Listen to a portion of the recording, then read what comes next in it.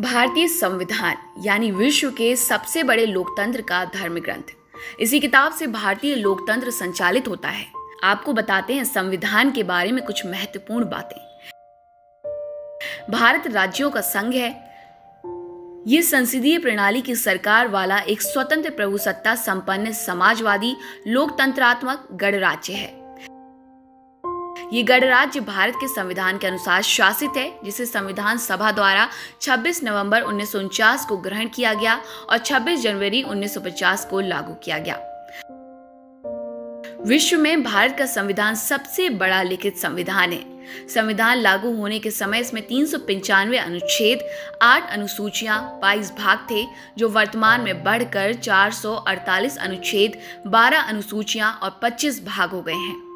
साथ ही इसमें 5 वरिशिष्ट भी जोड़ दिए गए हैं, जो कि प्रारंभ में नहीं थे।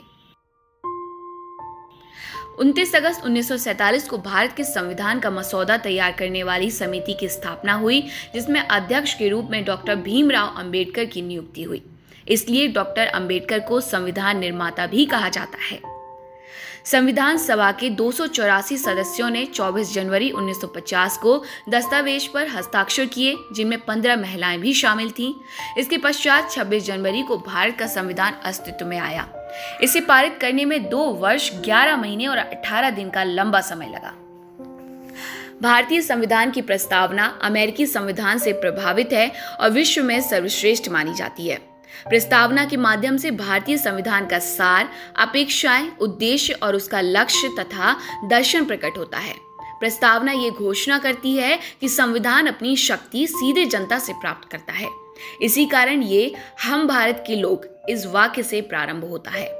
भारत के संविधान की विशेषता ये है कि वह संघात्मक भी है और एकात्मक भी। भारत के संविधान में संघात्मक संविधान की सभी उपयुक्त विशेषताएं विद्यमान हैं। दूसरी विशेषता यह है कि आपातकाल में भारतीय संविधान में एकात्मक संविधानों के अनुरूप केंद्र को अधिक शक्तिशाली बनाने के लिए प्रावधान निहित है। तीसरी विशेषता यह है कि केवल एक नागरिकता का ही समावेश किया गया है और एक ही संविधान केंद्र और राज्य दोनों ही सरकारों के कार्य संचालन के लिए व्यवस्थाएं प्रदान करता है। इसके अलावा संविधान में कुछ अच्छी चीजें विश्व के दूसरे संविधानों से भी संकलित की गई हैं।